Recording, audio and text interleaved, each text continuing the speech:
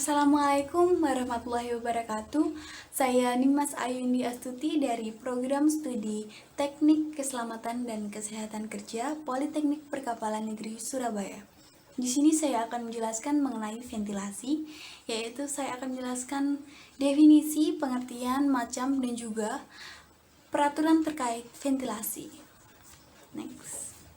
Jadi, ventilasi ini merupakan proses pertukaran udara dengan cara pengeluaran udara atau mengeluarkan udara yang terkontaminasi melalui saluran buang dan memasukkan udara segar melalui saluran masuk.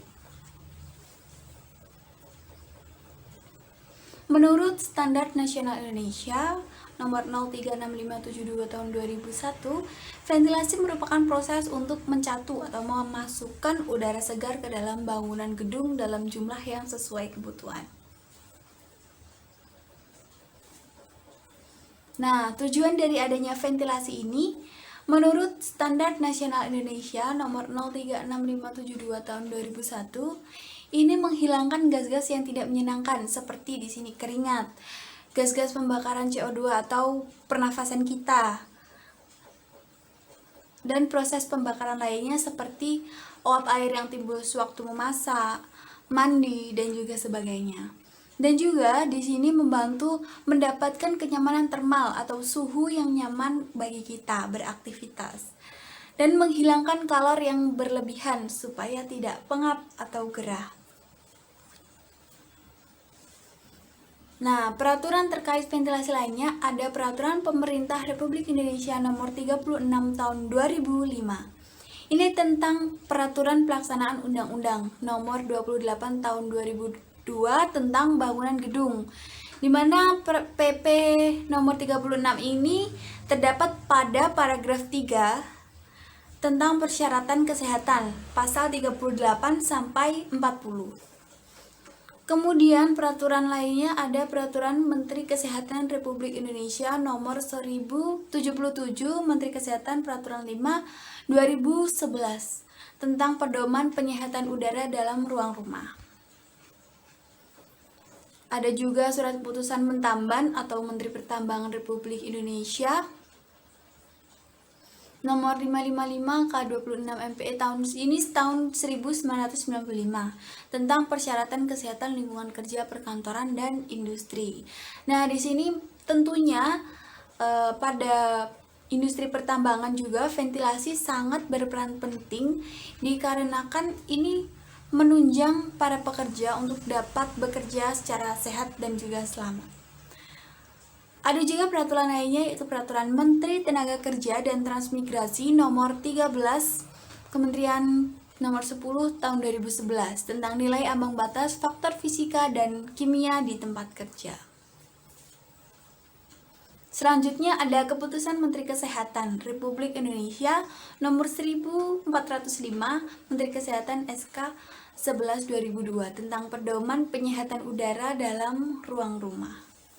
Di sini tentunya sangat berperan penting ya, dikarenakan di dalam ruang rumah itu sendiri ada anggota keluarga yang melaksanakan aktivitasnya bersama keluarga. Tentunya harus ada ventilasi untuk menunjang kenyamanan dan aktivitas itu sendiri supaya sehat dan juga selamat di dalam ruang rumah. Nah, ini macam-macam ventilasinya. Ventilasi dibagi menjadi 3, yaitu yang pertama ada ventilasi alam atau natural. Nah, sesuai namanya, alam atau natural ini, suplai udara itu didapatkan dari alam, jadi secara alami. Nah, yang kedua itu ventilasi mekanikal. Ventilasi mekanikal atau ventilasi mekanik ini tentunya suplai udara ini secara mekanik atau dibantu menggunakan fan atau kipas. Nah, yang ketiga ventilasi kombinasi. Tentunya kombinasi ini kombinasi dari natural, ventilasi natural, dan juga ventilasi mekanik. Jadi secara alami dan juga mekanik. Jadi ada dua nanti. Ada secara alami dan juga dibantu oleh fan atau kipas. Nah, yang pertama ventilasi alam atau natural, suplai udara menggunakan aliran udara alami. Nah, ini intake-nya atau suplai udaranya, disuplai atau intake, dan pengeluarannya atau exhaust air itu keduanya menggunakan udara alami, saluran udara alami, yaitu bukaan atau opening, sehingga udaranya mengalir.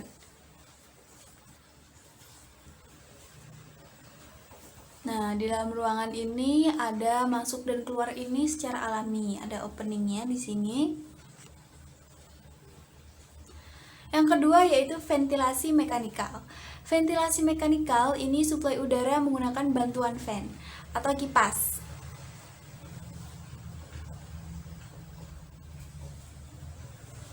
Nah, ventilasi mekanikal seperti ini menggunakan bantuan fan.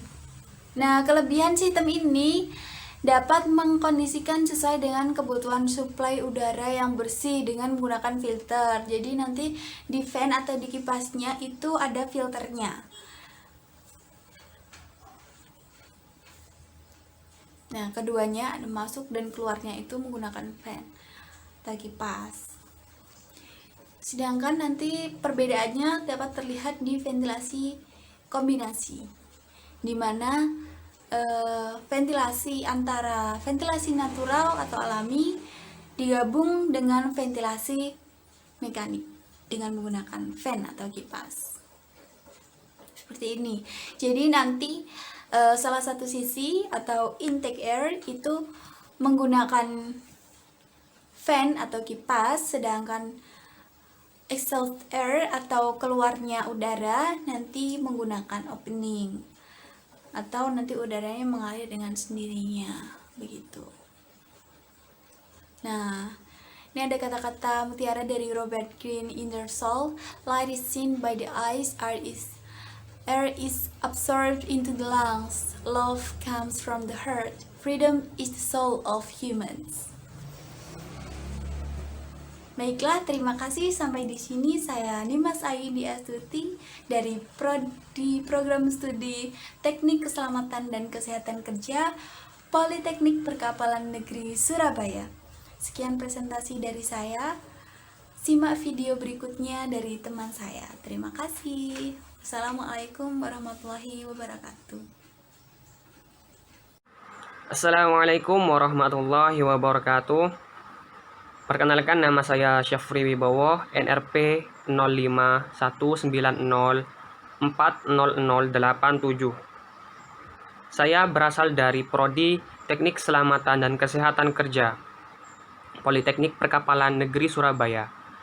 Saya dari kelompok 4 akan menjelaskan tentang ventilasi, lebih tepatnya yakni alat dan cara pengukuran anemometer, yang mana anemometer adalah sebuah alat untuk mengukur keadaan ventilasi atau keadaan udara di tempat kerja. Next. Anemometer. Anemometer adalah sebuah perangkat yang fungsi utamanya adalah untuk mengukur kecepatan angin dan untuk mengukur arah. Anemometer merupakan salah satu instrumen yang biasanya sering digunakan oleh balai cuaca seperti Badan Meteorologi, Klimatologi, dan Geofisika atau sering kita sebut dengan BMKG. Alat ini masih diyakini sebagai alat yang paling akurat untuk mengukur kecepatan, yakni kecepatan angin. Nama alat ini berasal dari kata Yunani, yakni anemos, yang berarti angin. Digital anemometer. Digital anemometer dapat digunakan untuk mengukur dua keadaan, yakni airflow dan air velocity. Satuan pengukuran airflow dalam bentuk satuan cmm atau cfm. Sedangkan satuan pengukuran air velocity dalam bentuk mph atau kita sebut dengan miles per horse, ft per min atau kita sebut dengan feet per minute, satuan knot, satuan kilometers per horse, atau meter per second. Fungsi anemometer. Adapun fungsi anemometer dalam berbagai bidang sangatlah banyak, yakni diantaranya untuk mengukur kecepatan angin, memperkirakan keadaan cuaca, memperkirakan tinggi gelombang laut, memperkirakan kecepatan dan arah arus, serta dalam dunia ketiga, anemometer digunakan sebagai alat ukur ventilasi, yakni pergerakan udara di area kerja baik dalam ruang terbuka maupun ruang tertutup.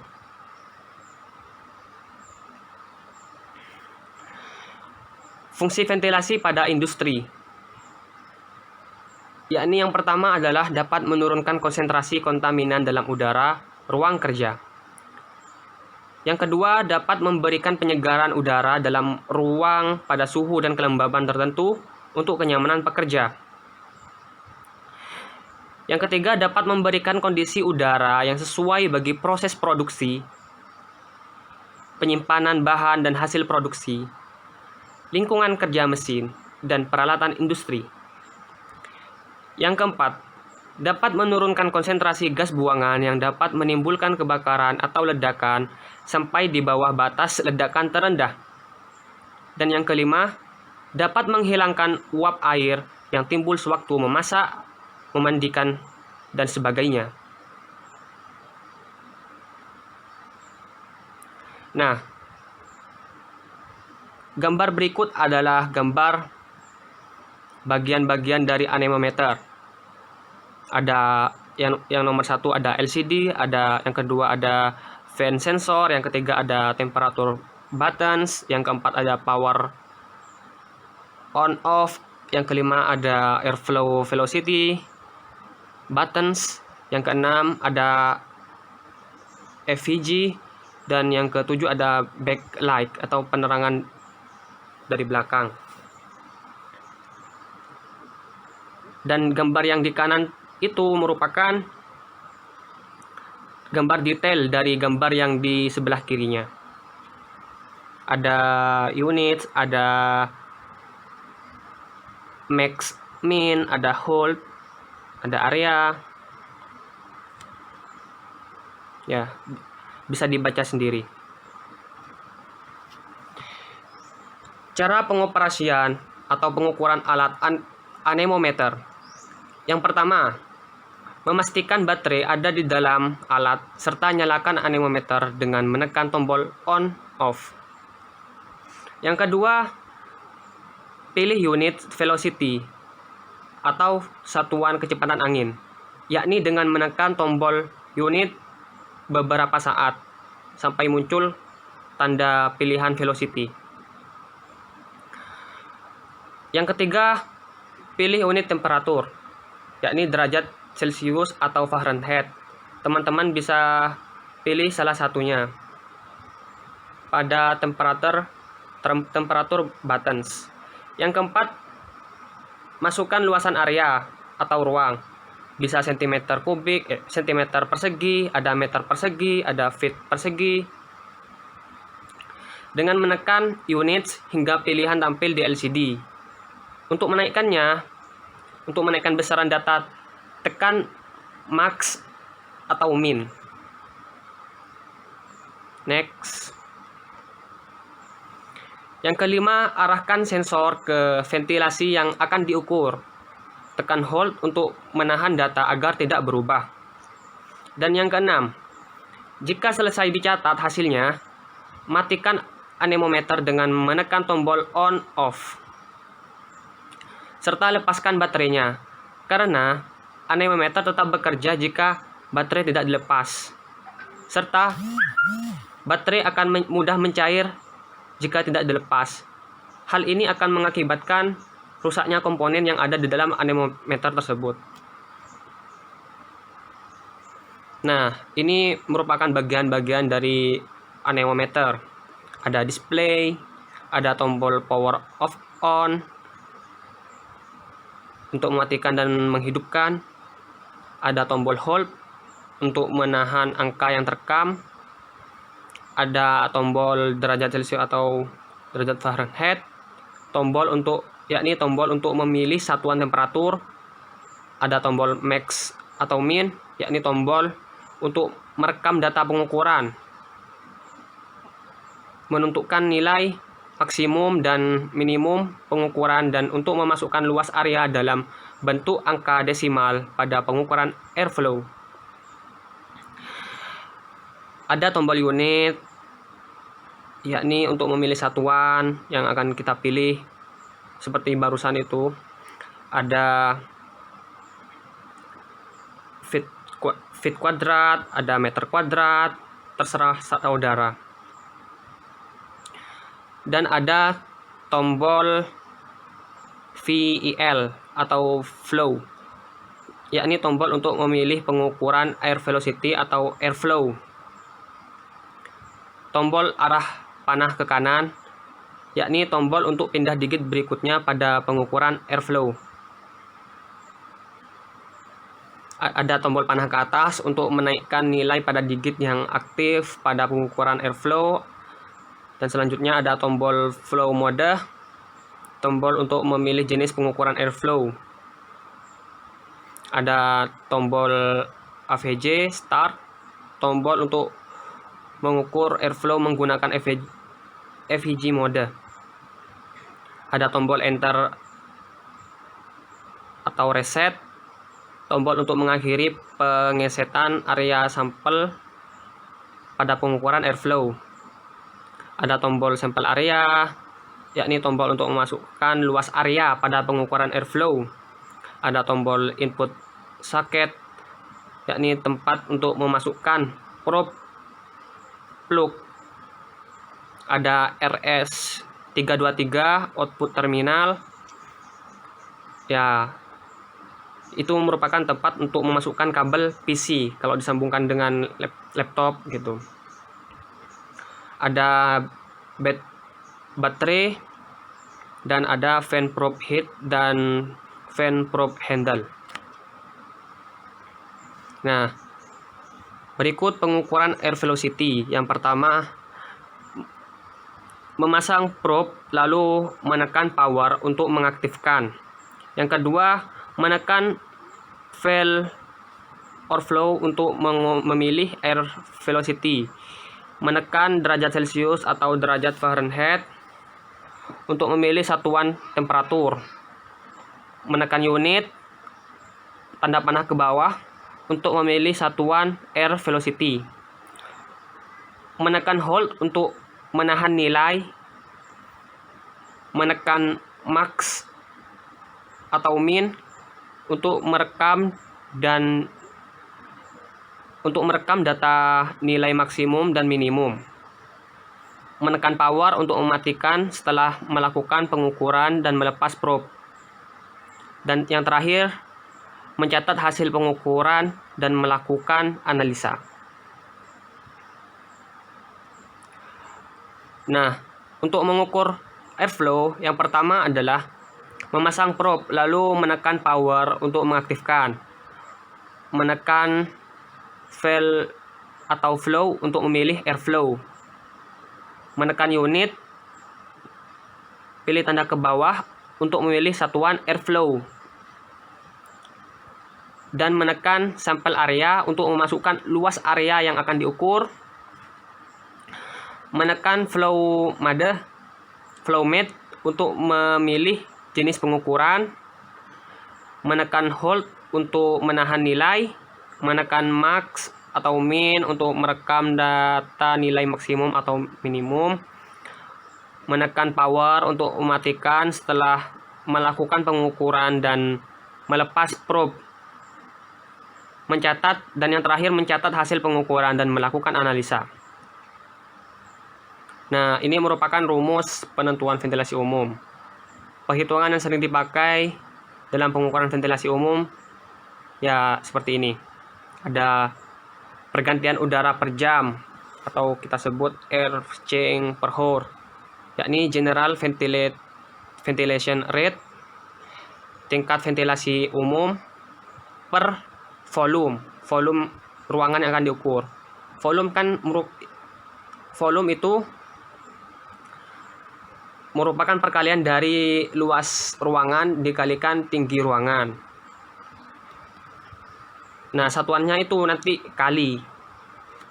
Yang kedua, waktu setiap pergantian udara, yakni volume ruangan per ventilation rate atau tingkat ventilasi. Satuannya itu adalah menit. Ada aliran udara unit luas area. Rumusnya general ventilation rate per luas daerah lantai. Satuannya itu cmm per meter kuadrat. Dan yang terakhir ada volume udara setiap orang, yakni general ventilation rate per jumlah pekerja. Nah, nanti satuannya cmm per orang. Baik, sekian penjelasan dari saya mengenai alat yang digunakan dalam mengukur ventilasi serta bagaimana cara pengukurannya. Baik, saya akan melanjutkan pembahasan berikutnya kepada teman saya. Assalamualaikum warahmatullahi wabarakatuh. Assalamualaikum warahmatullahi wabarakatuh. Perkenalkan, nama saya Yasinta Endrawati Kusumaningrum. Saya dari Politeknik Perkapalan Negeri Surabaya. Saya dari Prodi Keselamatan dan Kesehatan Kerja. NRP saya 05190490. Kali ini saya akan membahas tentang salah satu subbab dari materi ventilasi, yaitu mengenai contoh soal dan pembahasan. Yang pertama, saya akan membahas tentang rumus ventilasi. Kita akan membahas rumus penentuan ventilasi umum. Rumus penentuan ventilasi umum ada 4. Yang pertama, yaitu pergantian udara per jam atau air change per hour, yang memiliki rumus general ventilation rate atau GVR dibagi luas ruangan dikali tinggi ruangan atau volume ruangan, yang memiliki satuan kali per jam. Yang kedua, waktu setiap pergantian udara atau volume ruangan dibagi ventilation rate, yang memiliki satuan menit. Yang ketiga, aliran udara per menit unit luas area atau yang biasa disebut dengan airflow per unit floor area, yang memiliki rumus GVR dibagi luas daerah rantai dengan satuan cmm per meter kuadrat. Yang keempat, kebutuhan lajur udara per orang dengan atau yang biasa disebut dengan air volume per person, yang memiliki rumus GVR dibagi jumlah pekerja, yang memiliki satuan cmm per orang. Ya, selanjutnya saya akan bahas tentang contoh soal. Nah, di sini ada layout suatu ruang kelas. Lingkaran yang di sini merupakan meja dan kursi. Yang di depan merupakan meja dosen, dan persegi panjang di belakang meja dosen merupakan papan tulis, dan 6 persegi panjang berwarna biru merupakan jendela. Lingkaran dengan warna merah di tengahnya merupakan ice house fan, dan persegi panjang berwarna merah ini merupakan pintu masuk, dan 5 persegi ini merupakan pengambilan take sampel. 1, 2, 3, 4, dan 5. Selanjutnya, ruang kelas ini memiliki ventilasi alami berupa jendela di sebelah utara sebanyak 6 buah, yakni 3 buah dalam kondisi jendela terbuka dan 3 buah dalam kondisi jendela tertutup. Nah, 3 buah jendela yang dalam kondisi terbuka berada di sebelah kiri, dan 3 jendela yang dalam kondisi tertutup berada di sebelah kanan. Oke, lanjut. Selain itu, ruangan ini juga dilengkapi dengan ventilasi buatan atau exhaust fan sebanyak 1 buah di sebelah utara bagian atas. Namun, sekarang exhaust fan-nya dalam kondisi mati. Kelas tersebut dihuni 31 mahasiswa termasuk dosen pengajar. Ini merupakan hasil pengukuran laju ventilasi yang didapatkan. Kita mendapatkan panjang dari ruang kelas tersebut, lebar, tinggi, luas, dan volumenya. Nah, padahal tadi di soal hanya terdapat 31 orang siswa dan dosen. Mengapa jumlah orang di sini bertambah menjadi 34 orang? Dikarenakan 31 orang ditambah 3 orang pengukur laju ventilasi di dalam ruang kelas tersebut. Kita dapatkan flow, velocity, dan suhu. Flow di sini merupakan GVR. Jadi apabila nanti menggunakan rumus GVR, kita memakai flow. Pada titik 1, 2, 3, 4, dan 5 didapatkan flow, velocity, dan suhu yang berbeda-beda. Selanjutnya, perhitungan data pengukuran. Yang pertama kali kita hitung adalah pergantian udara per jam. Rumus pergantian udara per jam sudah saya jelaskan, yaitu GVR dibagi volumenya. Nah, mengapa harus dikalikan 60 menit per jam? Dikarenakan satuannya per jam, dan kita diketahui flow-nya 76,5 meter kubik per menit. Jadi kita harus rubah jadi jam, kemudian dibagi oleh volumenya. Cara ini kita gunakan untuk ke semua 5 titik. Selanjutnya, menghitung waktu setiap pergantian udara.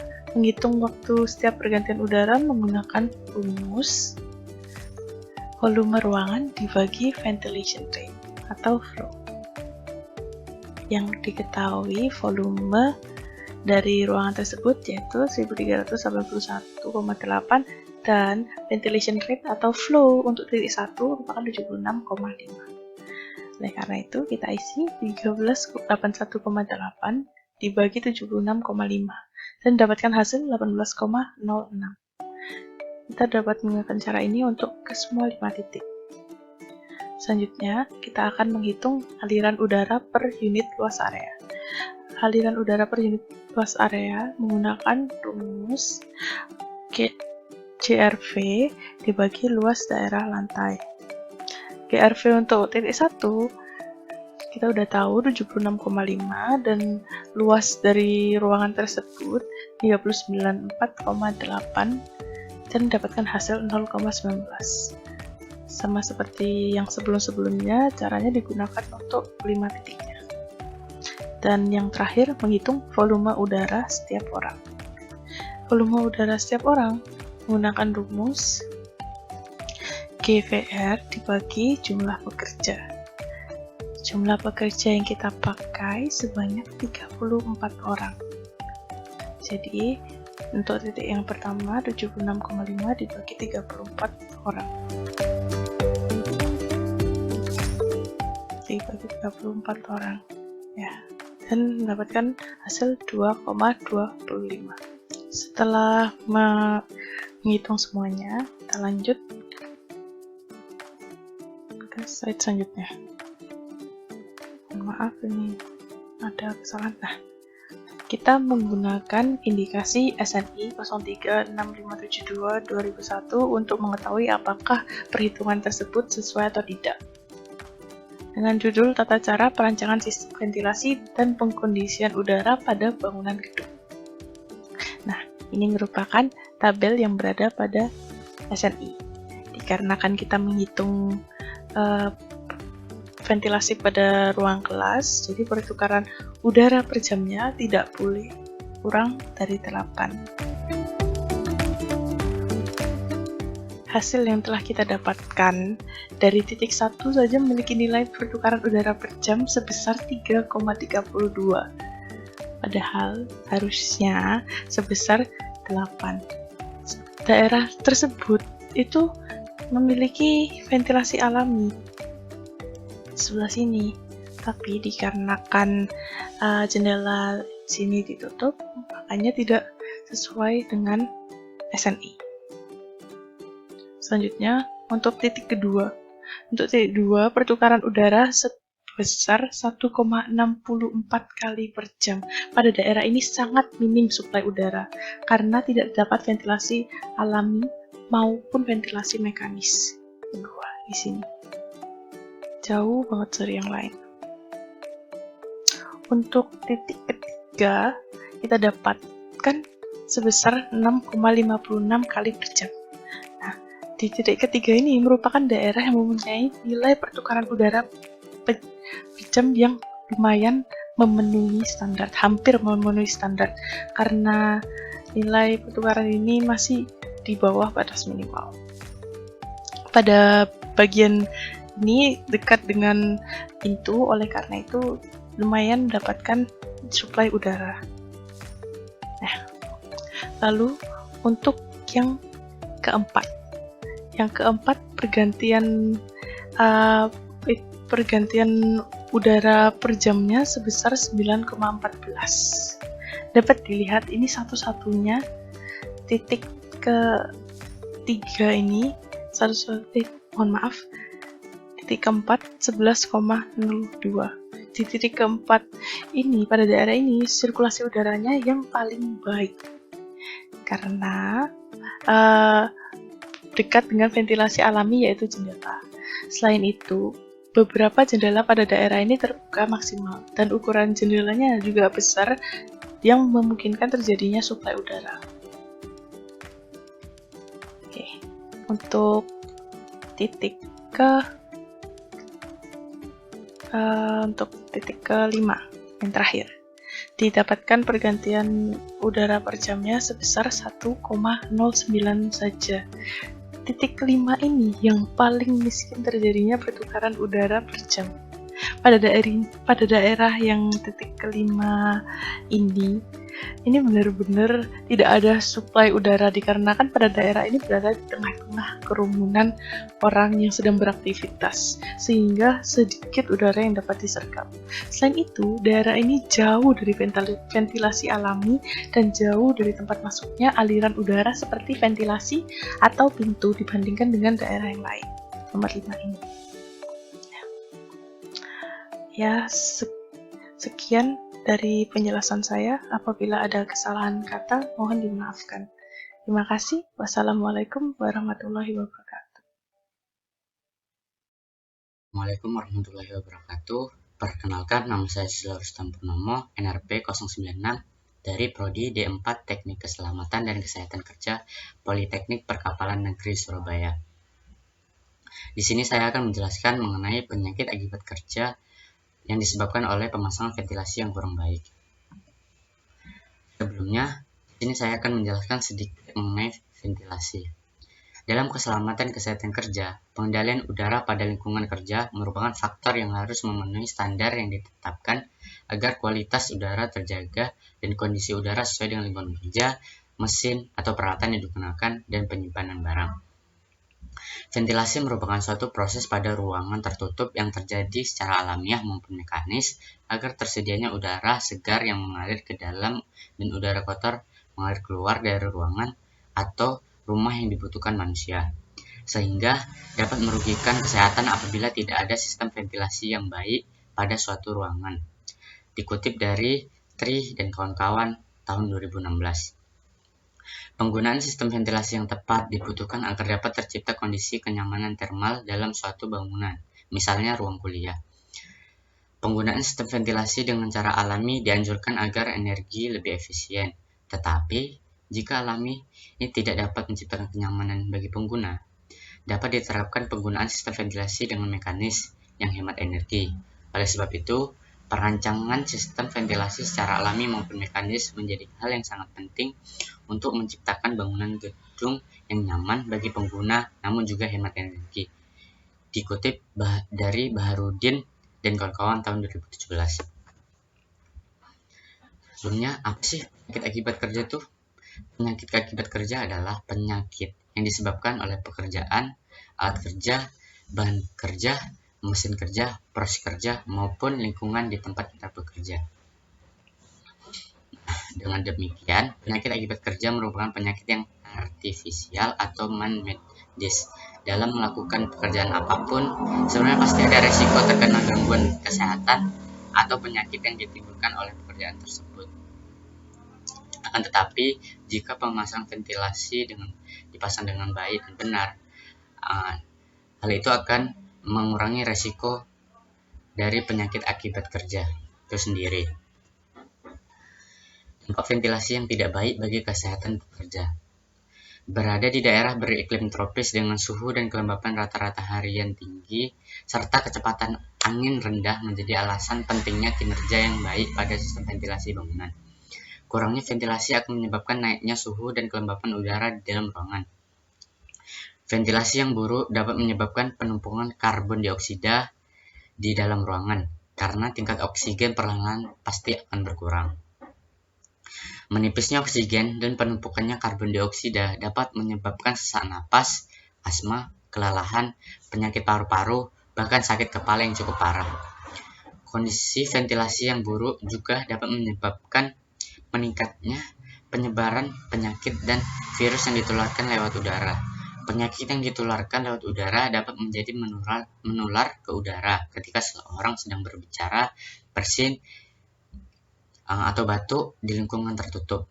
Selain itu, akibat kondisi ventilasi yang buruk juga dapat mengakibatkan eksim, kerusakan sistem saraf, dan kanker, atau bahkan penyakit pada kulit. Bagaimana sih ciri-ciri ventilasi yang baik itu? Ciri ventilasi yang baik itu terdapat ventilasi alami. Ventilasi alami itu sendiri terjadi karena adanya perbedaan tekanan di luar suatu bangunan gedung yang disebabkan oleh angin dan karena adanya perbedaan temperatur, sehingga terdapat gas-gas panas yang naik di dalam saluran ventilasi. Ventilasi alami yang disediakan harus terdiri dari bukaan permanen, jendela, pintu, atau sarana lain yang dapat dibuka. Ventilasi tersebut dapat menghilangkan gas-gas yang tidak menyenangkan yang ditimbulkan oleh keringat dan sebagainya, dan gas-gas pembakaran karbon dioksida yang ditimbulkan oleh pernafasan dan proses-proses pembakaran. Apa saja sih dampak negatif yang dihasilkan dari pemasangan ventilasi yang kurang baik itu? Yang pertama itu rendahnya oksigen di dalam ruangan tempat kita bekerja. Yang kedua, meningkatnya penyebaran penyakit atau virus. Yang ketiga, meningkatkan stres pada pekerja. Yang keempat, menyebabkan sinus alergi dan mual. Dan yang kelima, menyebabkan sick building syndrome atau SBS. SBS ini ditandai dengan iritasi pada mata, hidung, dan tenggorokan yang rentan terhadap flu.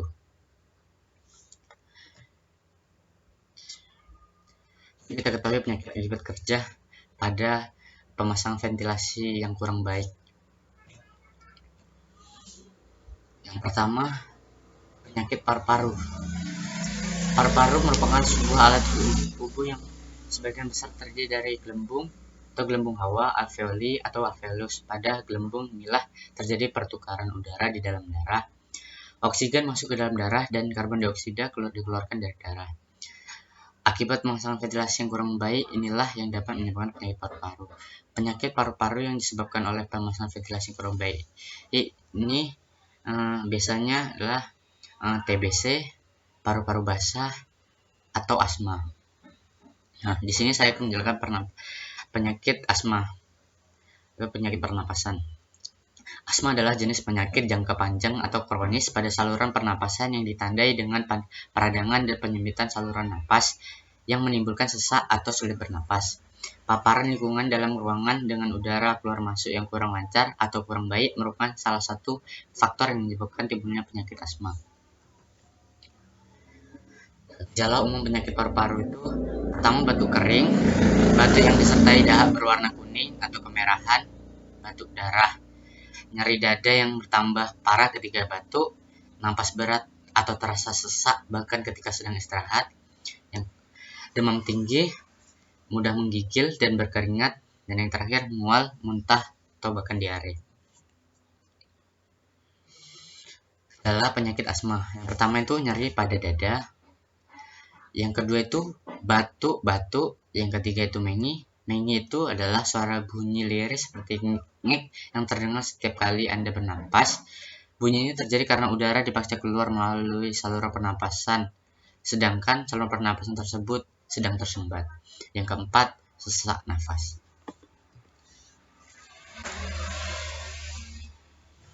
Pencegahan penyakit akibat kerja di industri. Yang pertama, pemeriksaan kesehatan berkala. Yang kedua, pelayanan kesehatan. Yang ketiga, pemeriksaan kesehatan khusus. Yang keempat, penyediaan sarana dan prasarana serta perbaikan tempat kerja yang lebih aman, sehat, dan lebih ergonomis. Di sini saya akan memberikan rekomendasi penempatan ventilasi yang baik agar dapat mengurangi risiko penyakit akibat kerja.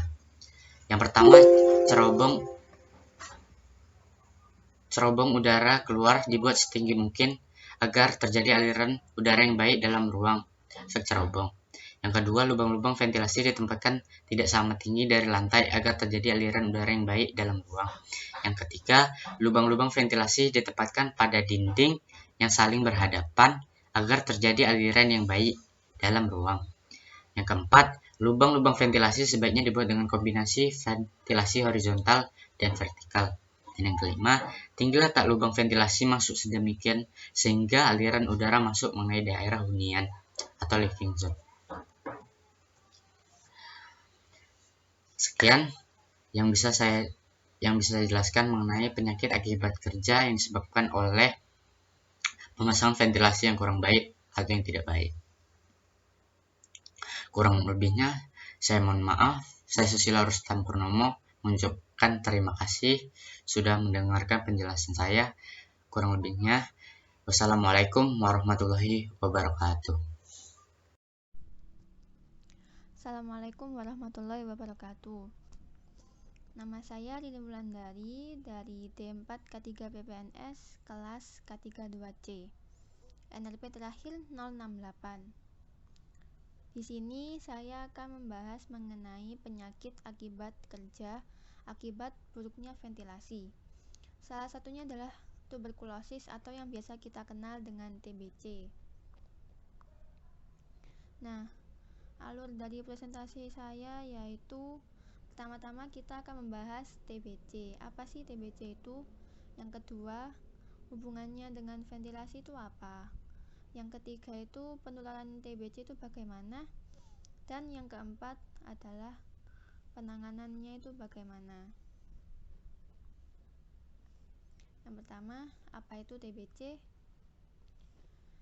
Tuberkulosis atau yang biasa kita kenal dengan TBC adalah suatu penyakit mikroparasitisme yang menular juga yang dapat mempengaruhi fungsi organ paru-paru. Penyakit mikroparasitisme itu apa? Penyakit mikroparasitisme adalah penyakit yang diakibatkan oleh parasit berupa mikroorganisme. Nah, di sini mikroorganismenya TBC disebabkan oleh Mycobacterium tuberculosis. Nah, Mycobacterium tuberculosis adalah penyebabnya atau parasit mikroorganismenya. Mycobacterium tuberculosis dari namanya berarti Mycobacterium adalah mikroorganisme bakteri. Nah, TBC ini gejalanya bisa berlangsung selama kurang lebih 2-3 minggu atau lebih dan ditularkan lewat percikan ludah. Nah, ditambah dengan ventilasi yang buruk maka risiko penularannya sangat tinggi. Gitu. Nah, Mycobacterium tuberculosis itu karakteristiknya itu seperti apa? Yang pertama adalah bakteri patogenik. Bakteri patogenik adalah bakteri yang dapat mengacaukan fisiologi normal inangnya. Maksudnya bagaimana? Maksudnya adalah bakteri yang dapat membawa penyakit terhadap inangnya sehingga bersifat parasit. Maksudnya itu seperti membawa penyakit dan merusak imun dari inangnya. Lalu BTA adalah bakteri tahan asam, yaitu bakteri yang tahan terhadap pencucian alkohol asam saat dilakukan pewarnaan. Maksudnya bagaimana? Mengapa bakteri itu diwarnai? Bukan diwarnai yang seperti krayon. Maksudnya itu bakteri dilakukan pewarnaan saat akan dilihat dalam mikroskop. Seperti itu. Lalu gejala dari TBC ini ada banyak. Utamanya itu selama 2 minggu atau 3 minggu atau lebih itu adalah batuk berdahak. Biasanya disertai dengan dahak darah. Jadi ketika batuk itu dahaknya ada darah begitu. Lalu dada sakit, nafas pendek, hilang nafsu makan, berat badan turun, demam, kedinginan, lemas, malaise. Malaise itu keadaan di mana tubuh kita itu merasa terlalu lelah atau kecapekan yang berlebihan. Lalu berkeringat tanpa beraktivitas sedikit pun. Itu merupakan gejalanya. Lalu hubungannya dengan ventilasi yang buruk itu, TBC itu bagaimana? Nah, pertama-tama ventilasi itu sendiri adalah proses di mana udara bersih atau udara luar masuk ke dalam ruangan sekaligus mendorong udara kotor yang ada di ruangan tersebut untuk keluar ruangan. Itu menurut Humairah Rozak. Nah, ventilasi itu sendiri ini memang berpengaruh terhadap penularan TBC. Kenapa? Seperti tadi, TBC itu kan ditularkan melalui ludah. Nah, ludah itu kan bisa kapanpun terciprat dari mulut kita kan. Nah, jika ruangan itu memiliki ventilasi yang buruk, maka ludah tersebut kan bisa terciprat kapan saja. Ludah tersebut bisa bercampur dengan udara dan terhirup oleh orang lain yang tidak menderita TBC, sehingga risiko menularnya TBC itu sangat tinggi. Begitu. Lalu ditambah dengan bakteri TBC dapat bertahan berjam-jam dalam ruangan. Nah, sudah dapat bertahan berjam-jam lalu ventilasi yang buruk, maka risiko penularan TBC akan sangat tinggi di tempat kerja. Gitu. Lalu penularannya bagaimana? Seperti tadi, yang pertama, penderita aktif akan bersin atau batuk, atau meludah juga bisa, selama ludah itu dapat keluar dari mulut penderita dan tersebar dalam udara. Karena yang kedua ini, bakteri Mycobacterium tuberculosis tadi itu akan terpercik dari ludah penderita tersebut. Dan yang ketiga, bakteri tersebut tadi akan tercampur dengan udara yang ada di ruangan itu. Apalagi jika ventilasi itu buruk. Lalu, udara tersebut akan terhirup oleh oleh orang lain yang sebelumnya tidak menderita. Lalu bakteri tersebut akan masuk ke dalam tubuh orang tersebut melalui hidung dan akan menuju paru-paru. Tapi bakteri tersebut juga dapat menyebar ke bagian tubuh selain paru seperti limfe dan lain-lain. Gitu penularannya. Lalu penanganannya bagaimana? Kalau dari ini sih, pertamanya itu adalah pencegahan terlebih dahulu, yaitu 1. Selalu gunakan APD masker. Mengapa APD masker? Karena masker dapat melindungi hidung dan mulut Anda sekalian. Karena TBC kan masuknya kan lewat hidung. Kalau untuk menderita kan TBC kan menular lewat dari ludah, percikan ludah ketika bersin atau batuk. Berarti kan dari mulut, sehingga dapat melindungi lah gitu. Lalu yang kedua, jangan meludah sembarangan. Ya seperti tadi, kan TBC ini kan menularnya dari ludah penderita, maka diusahakan jangan meludah sembarangan di tempat kerja.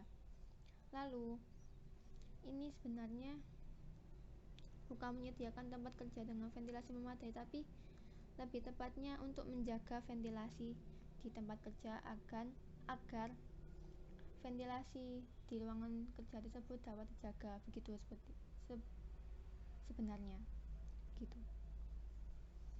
Lalu untuk pengobatan dari penderita TBC tersebut ini selama 2 bulan pertama itu selama setiap hari untuk meminum antibiotik berupa pyrazinamide Z atau ethambutol E. Lalu untuk selama 6 bulan itu minum isoniazid atau INH atau H dan rifampicin atau R.